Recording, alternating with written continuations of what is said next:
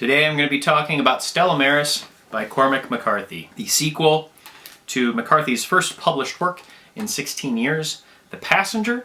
This is the coda to that novel, which I read at the tail end of 2022. Hearing that he had not just one, but two books to publish gave me a lot of excitement. Blood Meridian is definitely somewhere in my top 5 all time. Just going to disclaim right here that I am not equipped to review this book. There are average bears smarter than I am who could give you a better review of McCarthy's work, but I'm going to try. So The Passenger follows a character named Bobby Western, who is a deep-sea salvage diver. He and his sister Alicia, or Alice as she sometimes goes by, are the progeny of one of the scientists who helped develop the atomic bomb. And so you get this theme of generational guilt, the ghost of the advent of nuclear warfare. There's a really incredible passage in The Passenger. You get the effects of the bomb and its aftermath recounted in stark, horrifying detail. Something that was just so gruesome and haunting to read. So The Passenger follows Bobby's perspective, mourning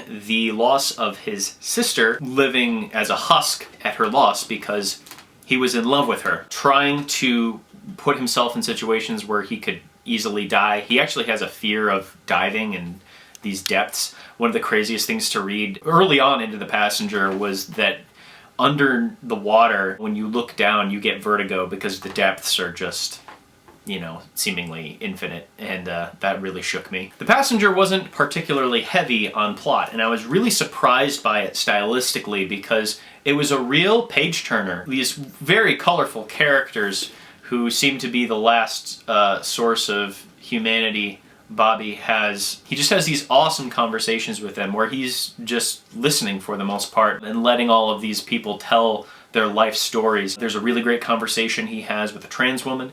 There's a fantastic back and forth he has with someone who fought in Vietnam. There's this devilish, amoral character, Shedden, who has an incredible way with words. Despite all these people in his life, he still can't elude the phantom grief of his sister, Alicia, which is what this book, Stella is about. This is from Alicia's perspective, back when she was alive.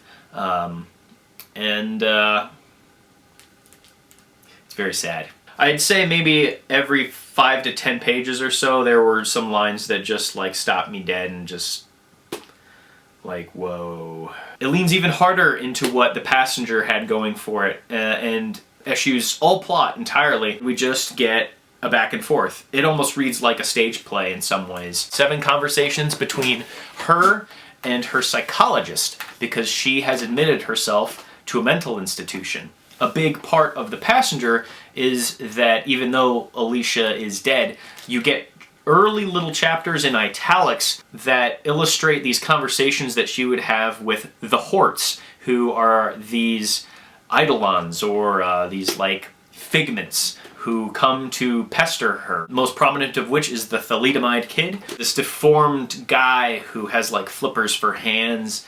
And he often talks in these weird colloquial phrases, but he doesn't use them properly. He seems to be wanting to come across as very intellectual, but he also seems to be going through the motions. But then sometimes he says something that just makes perfect sense, but you don't get any of that in this book. And I wonder, having read both of them now, if McCarthy did not wrestle for a long time whether he should have made Stella and The Passenger one whole novel. I don't take umbrage with any of the unresolved plot elements in The Passenger, actually. I think that they give that story a rich ambiguity that lingers with you far longer than if the narrative had been really explicit. This is just an overflowing stream of what seems to be McCarthy's own philosophies on life, but voiced with a terrible lucidity. I should have mentioned earlier that Alicia and Bobby, being the children of one of the scientists who worked on the atomic bomb, are clearly incredibly intelligent. There's a hint of humility in Bobby because he knows that as far as he scaled in life, having studied physics, he could not stack up to the intellect of his younger sister, who is a math genius. Getting to hear from Alicia directly how she processes the world around her with such an acute mind, going through insane math problems like it's just instinct, like she just does math. She doesn't like have to think. She sees through the veil of reality and there's nothing on the other side. It's just an outstretch of infinite potentialities and no answers and no ways for us to really understand as much as we might want to or even understand ourselves. They delve a lot into the subconscious, which I think harkens back to McCarthy's own essay, The Kekule Problem, from 2017, which I really want to read now, having read this. I want to read both of these books again, and I want to read The Kekule Problem in tandem with them. And I don't think that that's something that would be a chore at all, because this was a super fast read. And it was the same way with The Passenger, though this was even faster given its brevity, as heady as it was. And as much as it did give me pause, there was like almost no barrier in approaching this story as far as style is concerned. He has this great stop and go rhythm, these just terse little linguistic jabs between her and her psychologist, who is well aware that she's beyond him. He does his best to not be intimidated by her intellect, to keep the conversation going, to keep the conversation on her hallucinations, her infatuation with her brother. Even though he's trying to keep up with her, he is also like spellbound by how she comes at the world. She can be a little defensive because she almost sees the whole endeavor as kind of pointless or predictable, maybe. I think there's one point where she says that he actually surprised her with a line of inquiry as to whether she could juggle or not. That was something that caught her off guard, but everything else she seems to have almost a premeditated perfect answer for, like on the spot. And you'll get these long stretches of her illustrating her issue with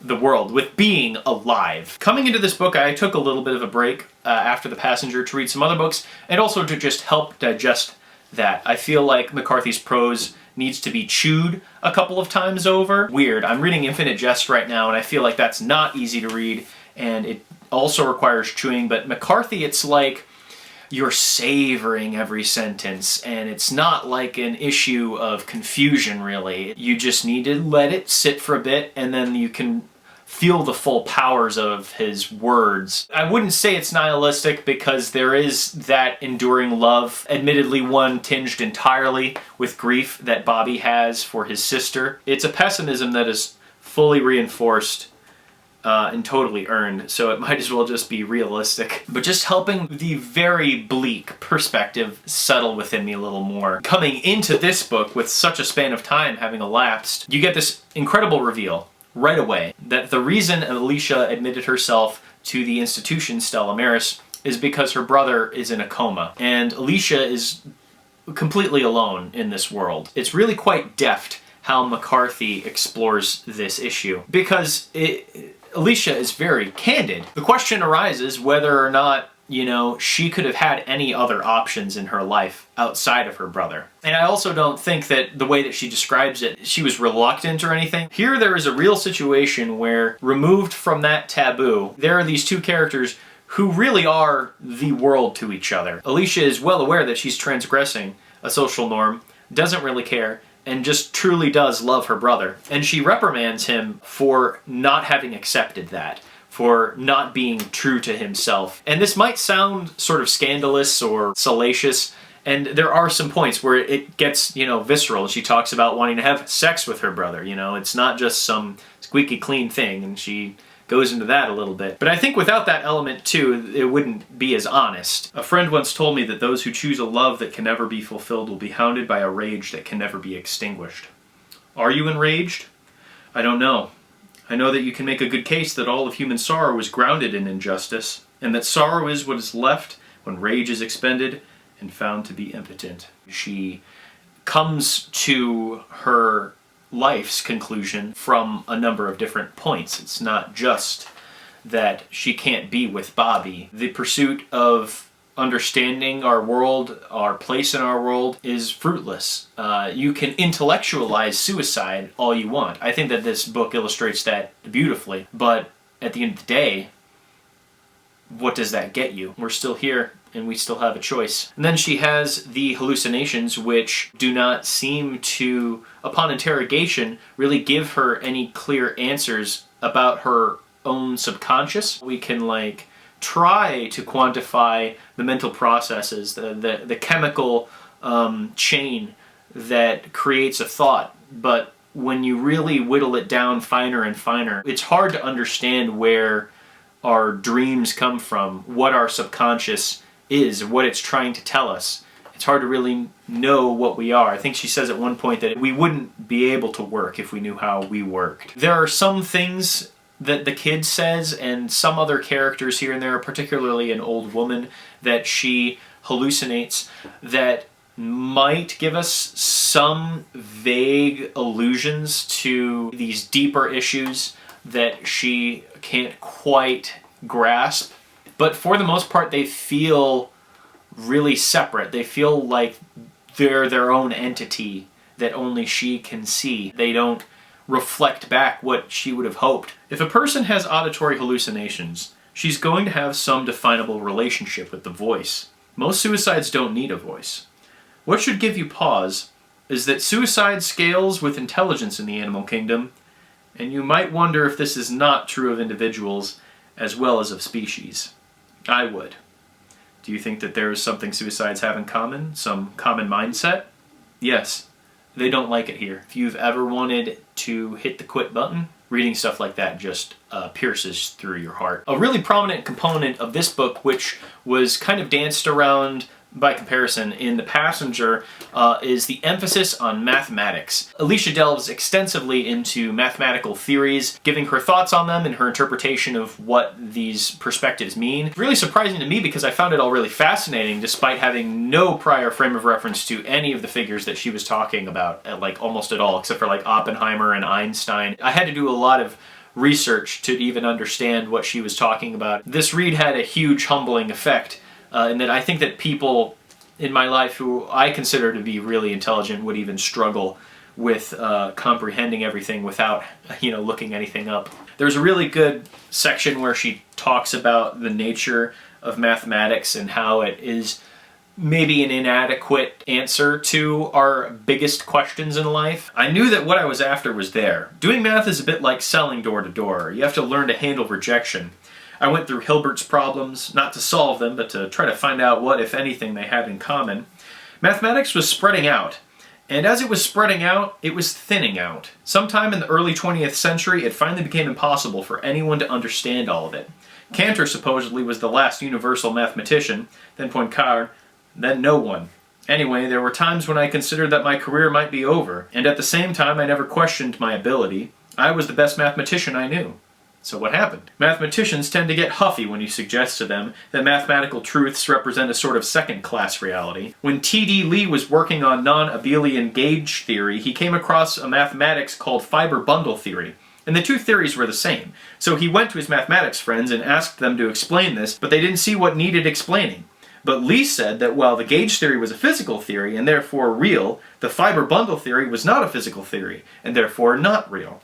And they got upset, and they said, no, it is real. Topology is able to describe with some precision forms that belie physical exemplification. Yet they can't be ideations because then you have to ask, ideations of what? Anyway, by the end of the summer, I had more or less dug myself into a hole. And that's the kind of language you're gonna get all of that filtered through. You have to keep up with it. And I actually really enjoyed the process of dissecting what theories she was referring to. There's a section of the book where Alicia is recounting for the psychologist a time when she was going to go out to Lake Tahoe and drop an anchor with herself attached to it so that she could kill herself. And why she didn't do that. Because the experience she would have gone through would have been total agony. Hearing her break it down bit by bit, like how your lungs are going to shrink and the ice water that you're going to inhale when you finally give up that breath is going to be like fire, how the pressure is going to be maddening, how you might actually live for like 2 to 3 minutes enduring this pure terror and just the sort of atavistic anxiety and panic you're going to experience in trying to reject your own suicide attempt. That the bookend on the human experience is one often colored by extreme terror and pain. That really frightened me to read. But it never feels like it's lying even for a second. Man, it was good. This is so good. I think that people who are expecting McCarthy, like the poet, to show up will be instead greeted with McCarthy the philosopher. And I actually really took to that well. I think that the style of this and The Passenger in some ways might actually be more to my liking than some of McCarthy's more prominent works. There are some beats in this that are just so cryptic, it could leave you feeling rather dissatisfied, but I think that dissatisfaction is just innate to the inquiry that Alicia and all of us go through. We know Alicia's fate at the end of this book, and we know that it could have been prevented had she waited a little longer for Bobby to wake up from his coma. The final sentence of this book is a doozy. He wrote this over the course of like 40 years, I think, and it has that precision that could only come from a smith standing over the forge for way too long, hammering out the little details. So I would recommend this very strongly.